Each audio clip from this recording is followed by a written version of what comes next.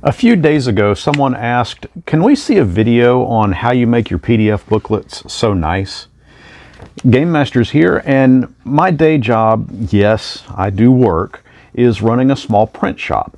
And I'm more than happy to show you guys the process. Keep in mind, however, that what I am able to produce might be a little more high-end than what your average at-home printer can produce. The first step, of course, is getting the PDF you want to print.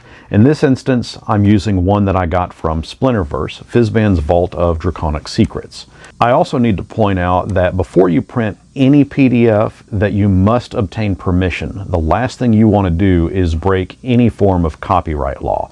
It comes with a heavy fine and possibly jail time, and you just don't want to deal with that. In this instance, I obtained permission directly from Splinterverse, specifically for this video. So once you have the PDF, you'll want to do a little setting up. I like mine to read as a booklet, and I'm going to use Acrobat Pro's features. But first, I have to tell it to print on an 11 by 17 size paper, as once that is folded, it becomes an 8.5 by 11. To do that, we go to File, Print, and jump over to Booklet. Now its default is 11 by 8.5, so I'll need to change that in the printer's properties. In this case, I will be using my Ricoh 7210. Click Properties, and it opens the printer's, properties. Now I'm going to toggle the document size in here to 11 by 17. Then I'm going to select the 11 by 17 from the paper catalog. For this, I like to use 80-pound text paper. It's slick like a magazine, and then select the correct input tray. The next step is pretty important, and that is selecting the correct duplex setting. This is so that it will print on both sides of the paper. I'm choosing open left. And finally, I want to go to finishing options so that we can tell the printer to put staples in it, and I'm going to select 2 at center. Now you don't have to worry about the fold style here, as stapling it 2 at center will automatically fold it. Now we will click OK. Now you can see that the display has changed to 17 by 11, and next we click Print. And this is a fairly large file, so it's going to take a moment to fully render. Next, we head over to the printer itself and ensure that the paper tray has the right size media in it. And I'll move through my settings here at the printer station just to ensure everything translated over properly, and click Print. The printer is now going to do its thing. It takes all of about really 10 seconds from start to finish.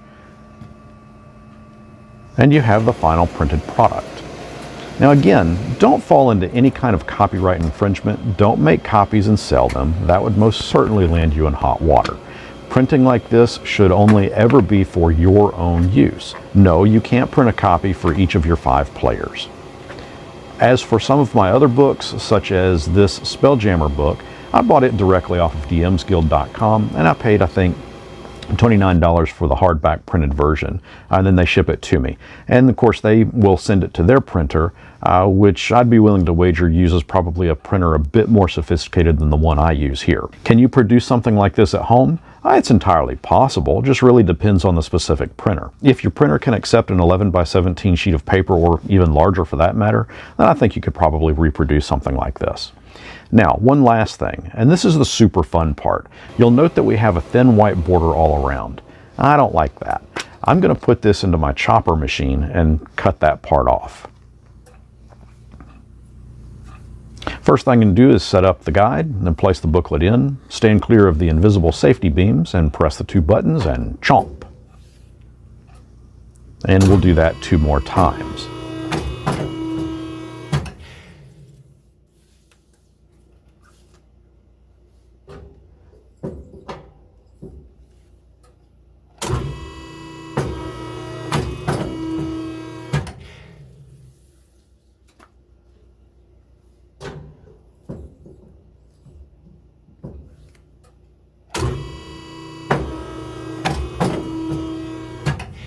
And there you have it, final version.